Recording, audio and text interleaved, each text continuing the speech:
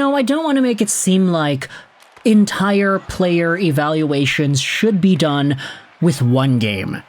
Like, I don't think it's fair to any hockey player to say that one game defines their entire existence or skill set or the value that they bring, etc., etc., but I'm just going to open up this video by saying, yeah, I should have probably listened to y'all. I shoulda. Because today, I wanted to revisit some of the center talk, the discourse that we have seen in regards to my three favorite teams, the Canucks, the Red Wings, and the Montreal Canadiens, and how they could each be looking for a center. Now, second-line center talk was pretty rampant throughout the NHL offseason the past few months. Lots of teams, Vancouver, they're looking for a guy to play behind Elias Pettersson.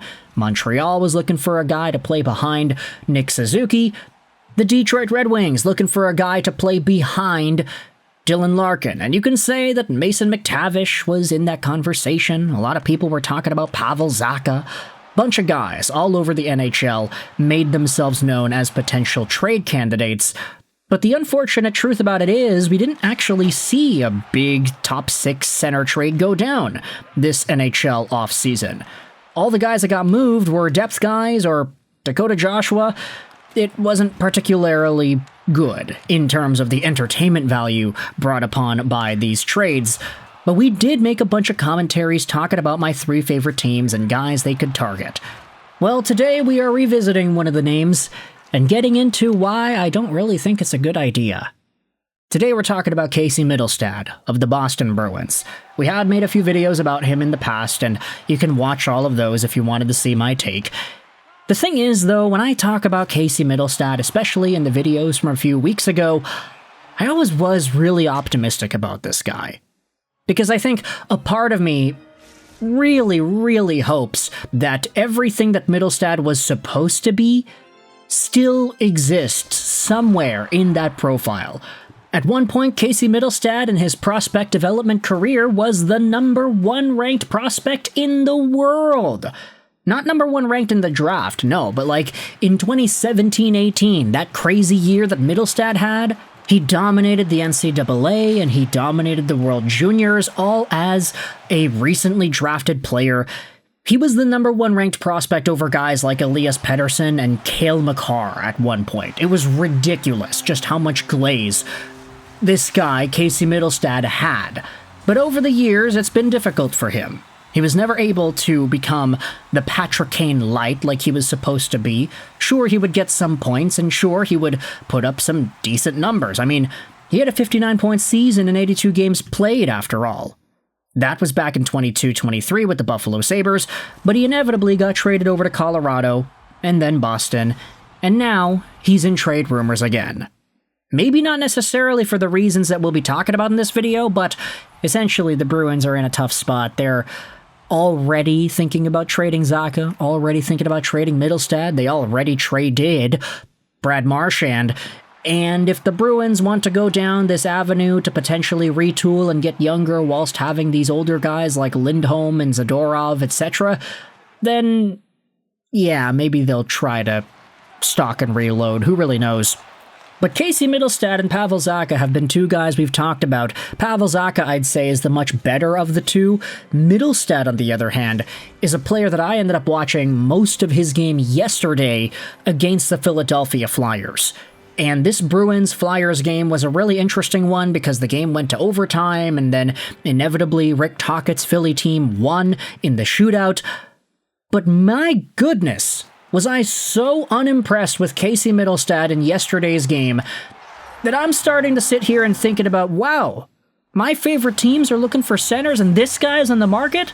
Please, Patrick Allvin, Stevie Y, and Kent Hughes, don't go out there and get this guy. I'm going to leave a link in the description to a 24-second video clip of the overtime from yesterday's game, posted by Peter Tengrat on Twitter. Dude, be a little firmer on the puck. 3 turnovers in a row by Casey Mittelstadt. And yeah, that's right, I did watch this live as it happened, but the first turnover, Casey Mittelstadt is in the offensive zone in Philadelphia. He does a nice little curl over to the left in control of the puck, but he's right onto the stick of the Philly guy. He tries to get around him, but to no avail. The Philadelphia player ends up swatting it away, and it's a big turnover that results in a gosh darn breakaway for the Philadelphia Flyers. It was kind of contested. The other Boston player was back trying to block the shot, but Mittelstadt, on the very next play, takes the puck, dipsy-do dangles into the middle, and then he gets checked again at the big B in the center. The Flyers take control one more time. Mittelstadt tries to take the puck on the boards another time, but then eventually it gets dropped off and the Flyers come back into the zone. 3 turnovers in the span of about, 20 seconds for Casey Mittelstadt in overtime. And again, I don't want to make it seem like one game from one guy is going to change the entire way I think about him, but he had Bruins fans going out there and talking about Casey Mittelstadt and saying that, yeah, this is exactly what he does. He has done this for years. Little too fancy, a little too lackadaisical. One of the replies says, every game since Mittelstadt was a rookie, it will never change. He'll be gone by the deadline 100%. My guess is Arvidsson is too. Another Bruins fan says, I'm counting down the days till he's off the team. And so I'm going out there and responding to this like, man, this guy's really not that good, isn't he?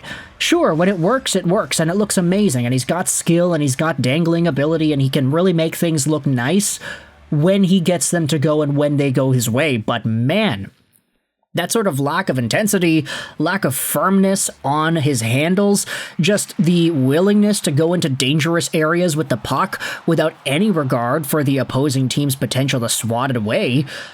I mean, this is not really a guy that I think anybody who is looking for a prime second-line center should be looking for, let alone my favorite teams in Montreal, Vancouver, and Detroit. I'm already thinking here like, yeah, Filipinos looked really good for the Canucks. Maybe a second-line center isn't the biggest priority right now. Sure, the Canucks are still center hunting. They've talked about that in various capacities the past few days here, but Filipinos not a bad option at second C. And I'd certainly say he's a little bit better with the puck on his stick than Casey Mittelstadt is right now. Marco Kasper in Detroit has looked solid, and I think he is just going to continue getting better.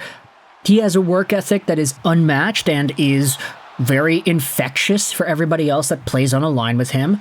I would just love to see DeBrincat and Kane working as hard as Marco Kasper does. Of course, we understand that's not really their game, but still, there's a lot of intensity there that can be spread over to everybody else. And then Kirby Dach in Montreal, I don't want to make any super definite judgments on him just yet. I want to see the Montreal Canadiens play some regular season games first. It's not really all too guaranteed there. At least Joe Veleno's been fine, right? But he's not going to be second line C. Who am I kidding? So, with all this in mind, Boston Bruins fans, please don't be too offended that I'm going out there and talking smack about your guy. But as a warning for Montreal, Vancouver, and Detroit Red Wings fans who are drinking all the Gatorade, listening to their teams talk about getting centers, I don't think Casey Mittelstadt should be the option. And that is a completely different opinion than I had just a few weeks ago, talking about what Mittelstadt was supposed to be, and just how amazing his profile was supposed to turn out. But I guess getting traded from 2 teams in the span of a few years is already indicative as to how things have gone with those teams and how things might continue to go considering the trade rumors that he's involved in now. Let me know your thoughts in the comment section below about Casey Mittelstadt as a potential trade target. If you enjoyed this video, then feel free to hit the like button. If you did not enjoy, then please click that dislike button. That's going to be there for you in the underpart section below. Comments are greatly appreciated. They help out with the algorithm during these trying times. I hope you enjoyed this video. Sign on, and bye.